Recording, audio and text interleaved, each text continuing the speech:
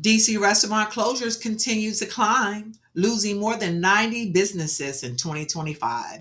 Let's get into this. The restaurant business in the nation capital took a huge hit in 2025, seeing a record number of restaurant closures. A report released by the Restaurant Association of Metropolitan Washington details how restaurant closures across the district have climbed for 3 years in a row.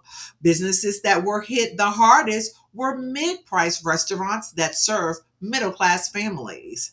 Restaurants that middle class families have long depended on are disappearing, said Sean Townsend, president and CEO of RAMW. Policies working against affordability are falling the hardest on neighborhood restaurants that serve neighborhood families.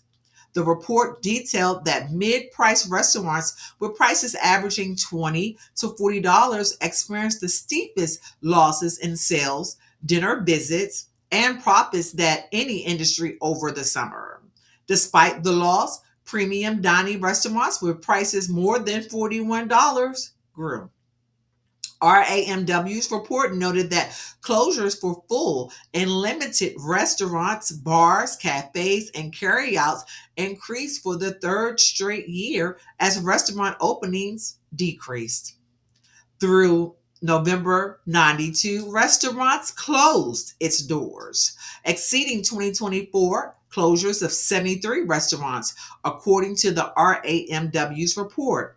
Mid-price restaurants accounted for about 6.7% of closures. This includes staples such as Georgia Brown's, which served the community for more than 30 years, and Sprig and Sprout, which lasted for 13 years.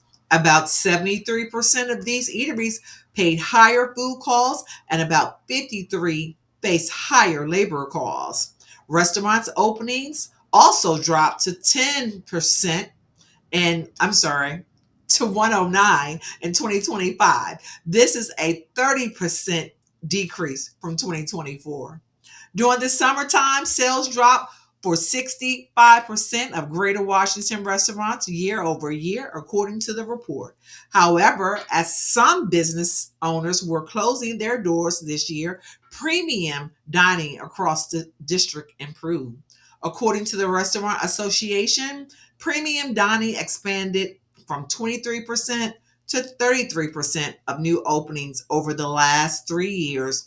Fine dining and upscale restaurants were also determined to be more likely to hire servers and bartenders, and 33% of businesses plan to add more kitchen staff. The report noted that upscale restaurants were the only segment of improved profit this summer, increasingly by 13% despite zero sales growth. So yeah, looks like people are opting for fine dining in Washington D.C., making things a little unaffordable to the average middle class family. That isn't a good thing, but again, we have 28 billionaires that live here.